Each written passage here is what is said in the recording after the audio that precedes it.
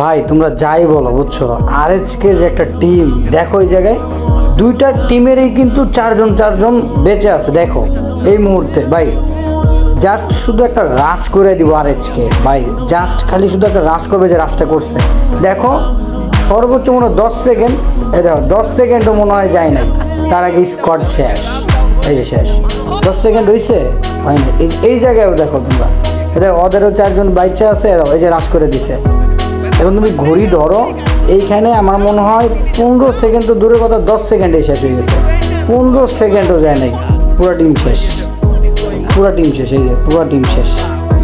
এই যে একটা রাশ করে দিব ব্লেড, ভাই ব্লেডের যে রাশ ভাই, ভাই রে ভাই। এইখানে তোমরা দেখো, এই যে এইখানে কিন্তু ঠিক 10 সেকেন্ডে একটা রাশ করে দিচ্ছে। ওদেরও চারজন, ওদেরও চারজন, দেখ শেষ শেষ ভাই। এই জায়গায় যখন অনেক প্লেয়াররা বলে যে আরএচকের সাথে যখন বাংলাদেশ টপ ওয়ানের একটা মানে কেমনি মিলায় ওরা, আমি বুঝি না ভাই। ভাই আরএচকে হইলো ইন্টারন্যাশনাল একটা টিম, তার প্রমাণটা দেখায় দিছে। আমি এদের কোনো চামচামিও করতেছি না ভাই, যেটা সত্য। দেখো ব্লেড কিন্তু ওয়াল মেরে উপরে উঠে গেছে ভাই।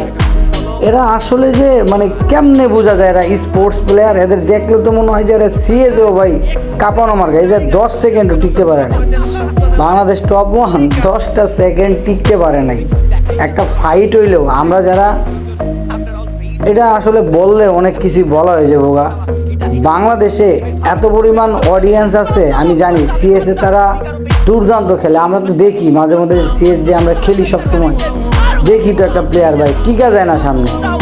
তো আমার মনে হয় আমরা যদি বাংলাদেশ টপ ওয়ান না থেকে এখানে যদি আমাদেরই এলাকার ভাই ব্রাদাররা থাকতো, তোমার এলাকার ভাই ব্রাদাররা বা তোমরা যাদের বেস্ট মনে করো, তোমরা যদি তোমাদেরই একটা বেস্ট টিম নিয়ে ওদের সাথে গেম প্লে করতে যেত না, তো এইভাবে মনে করো 10 সেকেন্ডে আমার মনে হয় না পুরো ক্লিয়ার হয়ে যাবে। ঠিক আছে, যত ভালো টিম হোক, শেষ ভাই খেলা।